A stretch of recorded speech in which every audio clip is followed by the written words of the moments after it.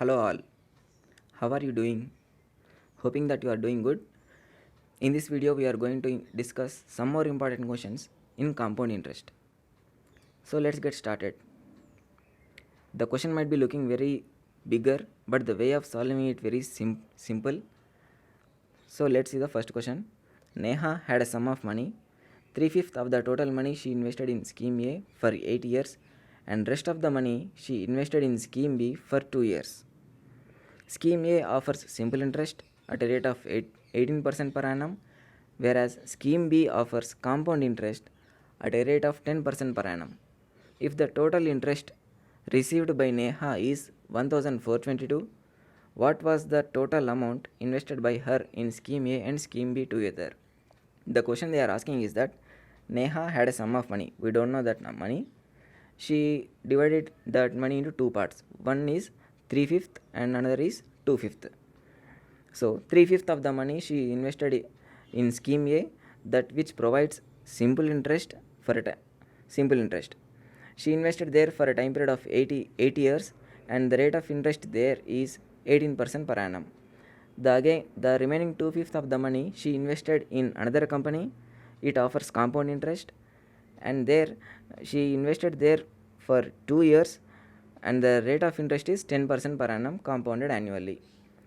And finally, the interest she received from both the companies is 1422. What is the principal? What is the total amount she has invested in both the companies? That is the thing we have to identify. So let's see how to solve this. 3/5 can also be written as 60%. That is simple interest for a time period of 8 years and the rate of interest is 18%. 2/5 can also be written as 40%. That is compound interest for a time period of 2 years and the rate of interest is 10%. Let's see for simple interest. Consider the principal as 60. The simple interest formula is PTR by 100. We substitute 60 in the place of principal. So P is 60, time T equal to 8 and R rate of interest is 18 by 100. After all this cancellation we get 86.4. This 60 is the percentage. So we have put percentage for 86.4 percentage. Next, compound interest. Take the compound interest principal as 40. First year interest is 4%, 4. That is 10% of 40 is 4. And the second year interest is 10% of 40 plus 10% of 4. That is 10% of 40 plus 10% of 4 is 4.4. The total interest, the compound interest she received is 8.4%. This 40 is percentage. So that's why we have put percentage for 8.4 also. Next, we know that simple interest plus compound interest is 1422. This is given in the question. Simple interest plus compound interest is 1422. This is given in question. That is 86.4 plus 8.4 equal to 1422. 94.8% is 1422. Don't cross multiplicate here and we get something and we'll end up in problems. So instead of cross multiplication and all, we'll see the options. Here are the options: 1500, 900, 1296, 1800 and 1026. Which option is nearer to the 1422? 1500 is nearer to the 1422. Here the 94.8, the approximate value of 94.8% is 100%. So the approximate value for 1422 from options is 1500. So it's a simple, simply we can verify and give the answer. There is another method to do. 94.8% means 1422. 10 times of 94.8 is 948. 5 times of 948, 5 times or half of 948 is 474. That is 1422. On adding we get 1422. That is 15 times of 94.8 is 1422. That means 10 times plus 5 times. 10 plus 5 is 15 times. 15 times of 94.8 is 1422 and 15 times of 100 is 1500. Like that we can solve this question. I hope you understood the first question and we are going to the second question to discuss. The second question is direct question. The compound interest on 8,000 rupees at 15% per annum for 2 year 4 months compounded annually is.